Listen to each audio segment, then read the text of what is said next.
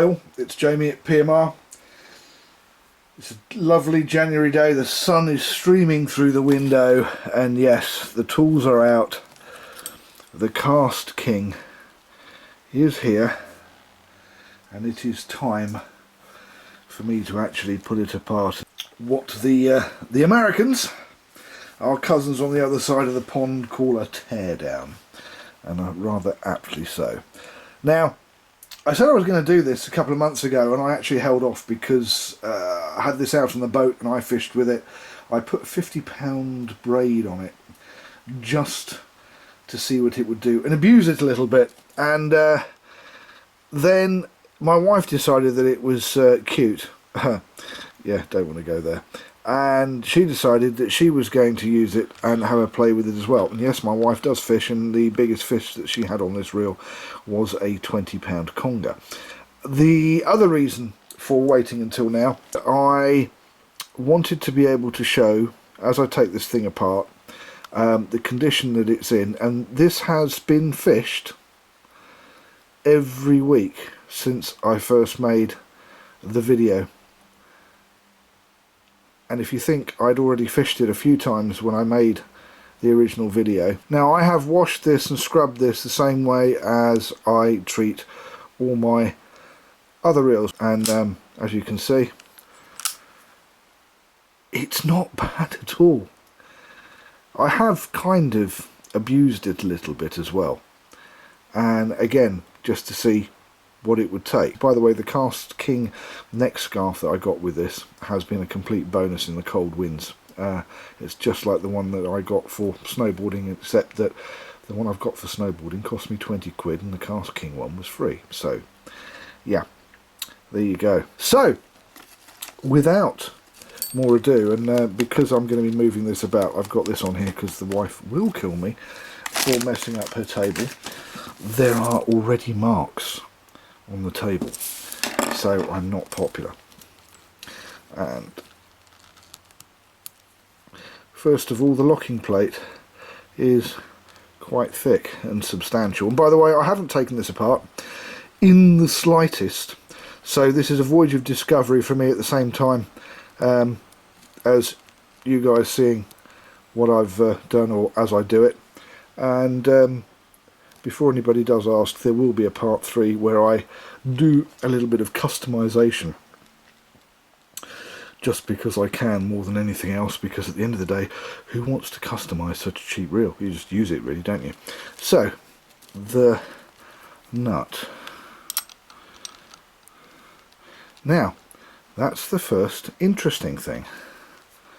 This nut is not like all the other reels in the class a 10mm.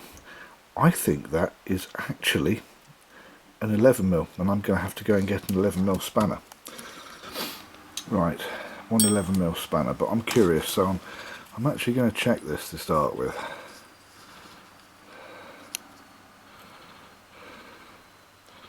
Yep, that's 11mm. So I'm wondering whether the drive shaft will be thicker, stiff, than the standard drive shaft, and 5 by 8. That it's the right size. So just the nut is bigger, but I'm guessing the handle plate will be a different size to the Achios, Abu and Daiwa in the class. Now, what have we got here? We've got, it looks like a bit like the Daiwa, where there's an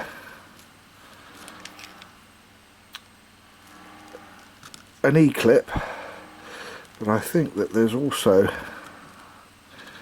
this is not going to want to come out, it's not being nearly as easy to get off as some of the other reels. Right, there it comes. There we go. Let's put this out here to put that on, because it's a tiny little E-ring. Now, yeah, there is a washer on there that is flopping about all over the place, very loose. And the handle itself is actually quite stiff to take off, and there is the star drag tensioner. Right, the handle, now I've taken it off, you can see that it's had a couple of months of use. These by the way don't unscrew. I know they look good, but honestly they don't. If you try and unscrew them, you'll just mess them up. But the handle in general, it's a 100mm handle from point to point, I think. There we go, 100mm.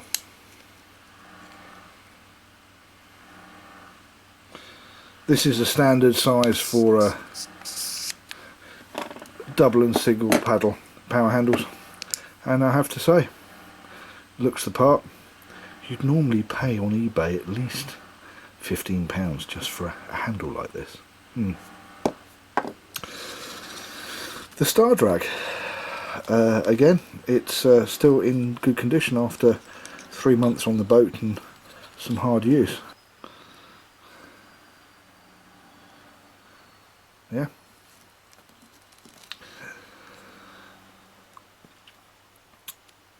I don't know if I can pull this out now, whether I'll have to do it in a minute, but that's your infinite anti-reverse float cap. Float cap is plastic. You can see where it's still a bit damp from last time it was washed, and that was a while ago. And I think we're going to find that that bearing in there is an 8mm by 3mm by 3mm. So I'm going to nip over to the other side here a minute, and I'm going to take the other float cap off, and I'm going to look in there. Oh, now that one, the shim is a brass shim, but we'll get around to taking those apart. Right, spoilt for choice. Let's take the side plate right off the cage. Now, if I'm right about the size of the bearings, I will start doing replacement bearings for these on eBay, because I already do them for the Tronics.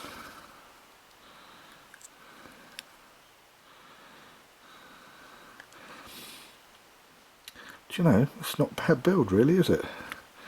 There's no bits that aren't chromed, like on the Abu 6500S, if you remember when I took that apart, and it was not very pretty inside. Okay, one thing at a time. The side plate. This piece here is where the pin goes into the clutch release. It's strong enough. I don't think that that's just going to snap off and break, which could be a problem, but that does seem to be strong enough, but we'll find out once I take this apart. The first thing I felt when I undid the two plate screws is a spring pushed up, so I'm going to be a little bit careful how I actually take this apart. I don't want any surprises. Pinning into another universe. Okay, I must admit I'm not a fan of this kind of spring. There are a couple of these on some of the old Pen 525s. Also, even the super tuned Daiwa 7HT, right back to the classic, has a couple of these which can disappear into another universe, and before I put it back together, I'm going to put some grease on both of these so that they stay in and they don't move. Now, the other thing I've noticed is the clutch system. That's very different. They have not copied anything else on the planet, or at least that I know of. Somebody somewhere is going to tell me that it's a copy of a Fladden or a Shakespeare or something, which I've never really worked on. But then again, that's the whole point and the beauty of doing these kind of videos, is that somebody somewhere will contribute and tell me where this design has come from. and I'm going to try and pull this out. I'm going to take those springs off and pop them over here first. Alright, tell you what, let's take the main gear off. Okay, pressure plate down the bottom, brass drive shaft, seems well made. There is only, oh no, there are two Bellevue washers. These are the washers that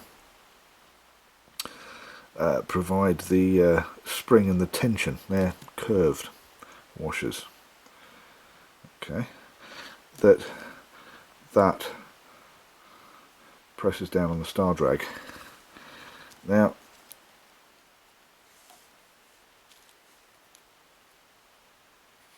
it has pretty much the same system as an Abu or an Achios, in that there is a roller. Now the only difference is that these were on the bottom, on the top of the plate here, whereas in an Abu and an Achios they're on the top up here. But I guess you can't do that when you've got a infinite anti-reverse that's shaped like this one. And it's got 1, 2, 3, 4, 5. It's a 6 roller anti-reverse, but for a cheap reel, it's got some good parts to it. The gear, oh, there's the thing. That's very interesting. The gear is very substantial, just like an Abu or an Achios, but, and here's the but, there's your pressure plate on the top, and there's your pressure plate on the bottom. The gear, the drag washers, they kind of look like carbon tex type of drag washers. I don't know if you can see that. They're substantial, which I didn't expect, and there's also going to be more, but I need something pointy, so I'll be back.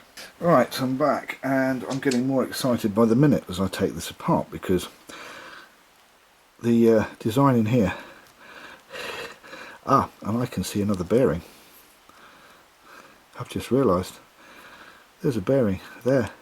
The pinion gear has got a bearing. Can you see that? Again, this has got 525 pen-esque written all over it. Yeah, there's a, and it's not a small bearing either. No wonder it didn't want to come out when I was trying to pull it out. I guess I'm going to have to take this off and then push it through.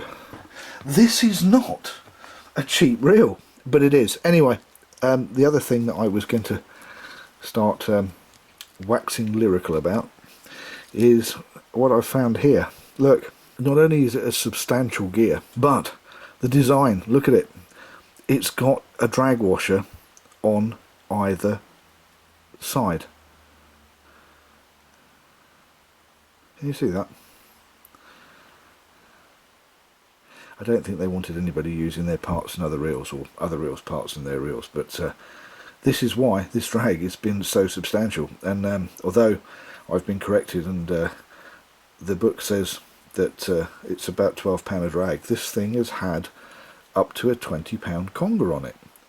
And the conger went to run, and it nearly got pulled out of my wife's hands because she put the drag up tight and it wasn't going anywhere. And these, let's see if I can get one of these out without mullering it. That's the main thing. Look at that. So there's 2 drag washers, but this is more like a look, okay, I've got to do this right. Let's get this. There we go. That's on 0.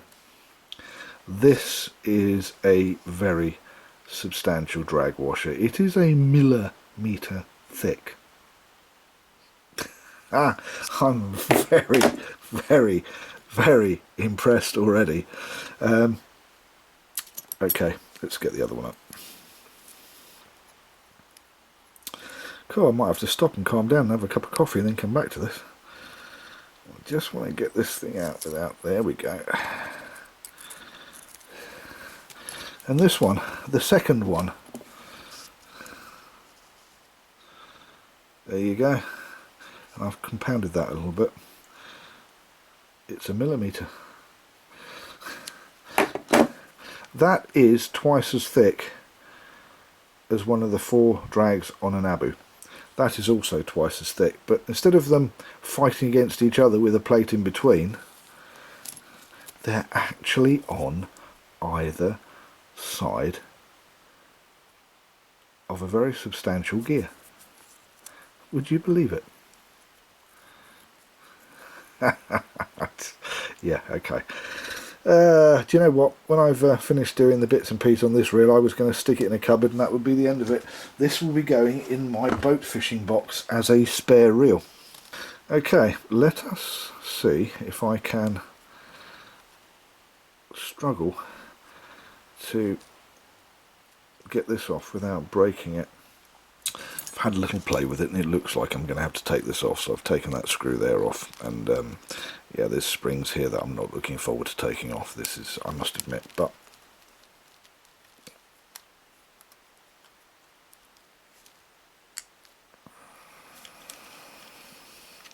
I have to say I still can't get over, one, absolutely no corrosion in there after a couple of months of use, or 3 months of use on a boat, and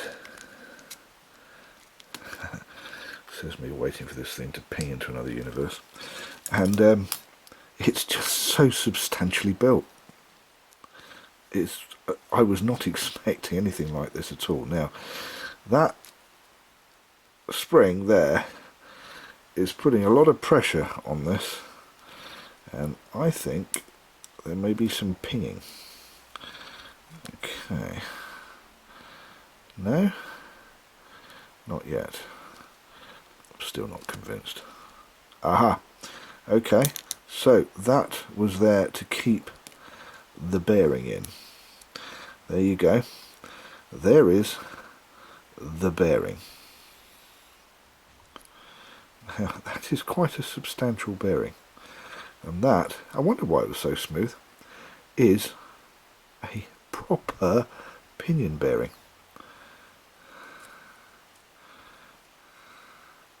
Can't get over this. It's just excellent. And the bearing, I have to say, is not showing any signs of rust whatsoever. This is going to be a rather long video, but I think it might actually be worth it. Pinion gear is not showing any signs of wear. So yeah, brilliant. What a brilliant piece of kit. Ha! I told you it was going to go ping. Now I actually have to work out how to put all that back together. So you can have a little laugh at my expense.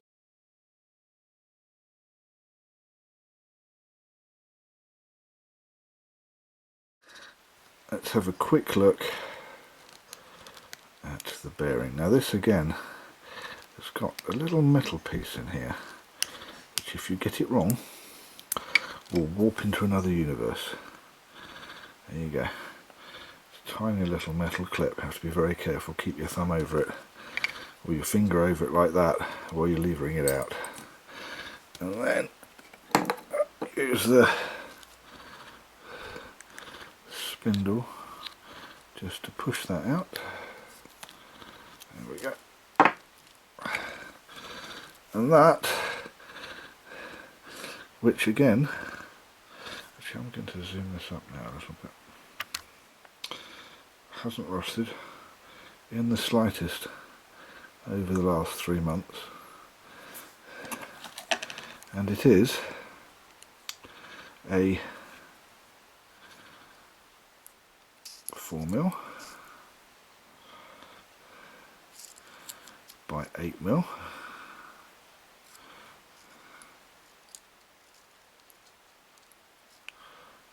by 3mm. So I will start posting the Kastking bearings, these ones, the spool bearings, which are in the end caps. I will start putting those up on the Bay of Evil and Thieves, because I do have replacements. I even have hybrid ceramic versions, should anybody want to spend as much on bearings as they do on the reel, because the hybrid ceramic bearings are about £20 a set for a decent set of bearings, if you see what I did there. Alright, keep your thumb on it, push it down in, there you go, and it's back in. And I wonder if I can get that out, or whether that's truly stuck in there. No, it's truly stuck in there. Looks like some kind of steel for the shim on that one.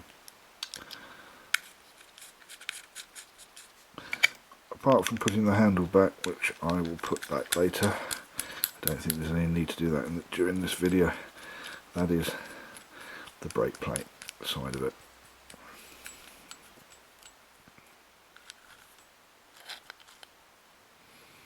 All working smoothly.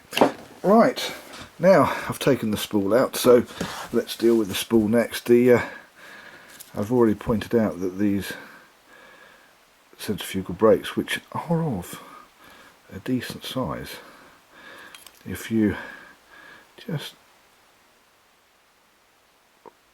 pop them out like that, then they're ready to use and activated. If you were to press on them till they click back in, then they are deactivated. The spindle all in one with the spool. Clicker drive clog is plastic, and the level one drive cog, interestingly enough, is brass. So that's rather strong. Now, normally there wouldn't be crown screws on here, but I put crown screws on here just so that I could get in and out of the reel while I've been using it over the last couple of months quickly and easily. So therefore, PMR Bespoke Custom 316 marine grade stainless steel crown screws, the world famous ones, will fit on a Kastking. The R40, R50, R60, I think probably R70, 80, 90 as well. And well, that's one thing I don't like, but I finally found something I don't like. The bearing on this side is the same size as the bearing on the other side. It's 4x8x3. Oh, would you look at that? We have a metal to metal drive cog. Well, how about that? I just had scratched away some of the dirty oil that's on there where it's been used. I was curious to see if there might have been a bearing in there, but there wasn't. Again, there is no corrosion, and again, this has been used extensively for the last 3 months. Although it has been cleaned and washed, it's been used. Yeah, it has lasted the test. Last but not least, yeah, I keep forgetting.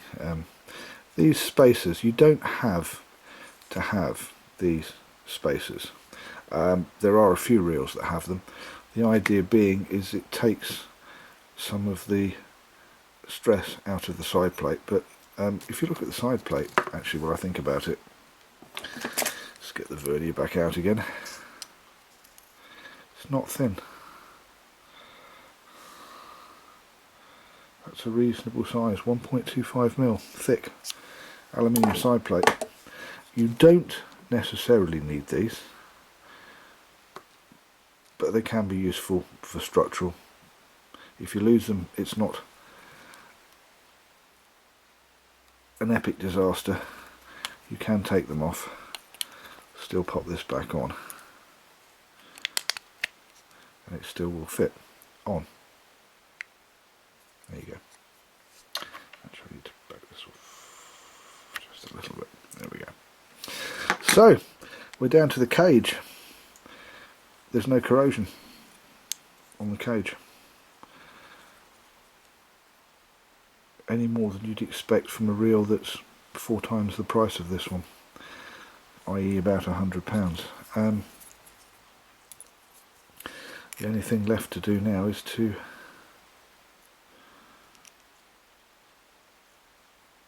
take out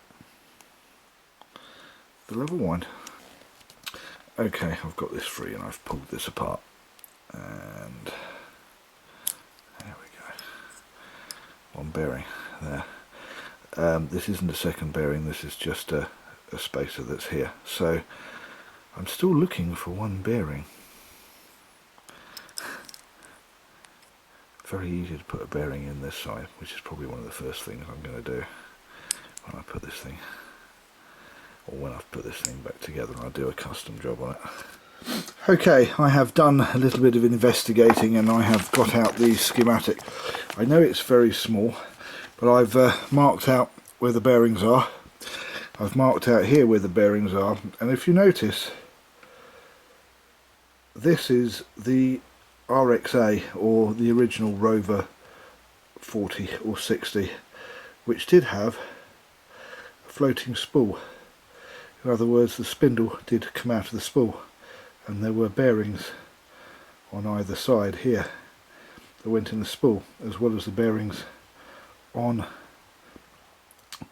either side of the pardon me, the reel itself, the float cap, in the float caps, and the bearing that is in the pawl, and the bearing which I've marked up here, which is now in the level wind, wasn't there.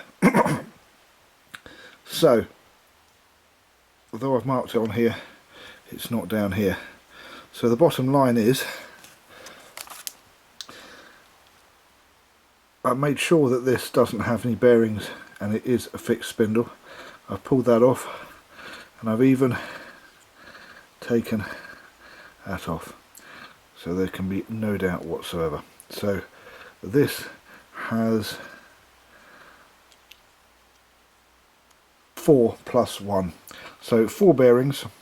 That would be one in the level wind, one in either of the float caps, one holding the pinion drive gear, those are the 4 main bearings, and one in the anti-reverse gear. So bottom line, I've taken it all apart. I'm not going to put it back together on camera, this has been long enough, but the verdict is, this is a really cheap yet well made reel with a bearing in the level wind, a bearing holding the drive pinion in place. As you've seen from me taking the handle side plate and stripping it down, the drag, what a clever drag. The drive gear, the main drive gear, solid, not like the cheap reel that you would expect to find. Even the long double paddle handle that is a power handle, in general I can't fault this. The only thing I can say is that, come on guys, there's not 6, okay, not 6 bearings plus 1, there's 4 bearings plus 1. Marketing, what can I tell you? But in general, there is just nothing to fault in the Rover R40. There's your teardown. What can I say? Part 3 will be, I'm going to have a little experiment on a couple of things, and I'm going to do some custom work. I suddenly thought about one last test. There's an Abu cage. There is a Kastking Rover side plate. They do not fit. The Kastking is out on its own. It is not copying, to a certain extent, anybody else. What an excellent reel. Who would have guessed? I'm Jamie. Thank you for watching PMR, Pimp My Reel. Please don't forget to hit the like button. Please also don't forget to hit the share button. Share the love, share with all your friends. And if you want to know what's going on in the PMR universe, please subscribe.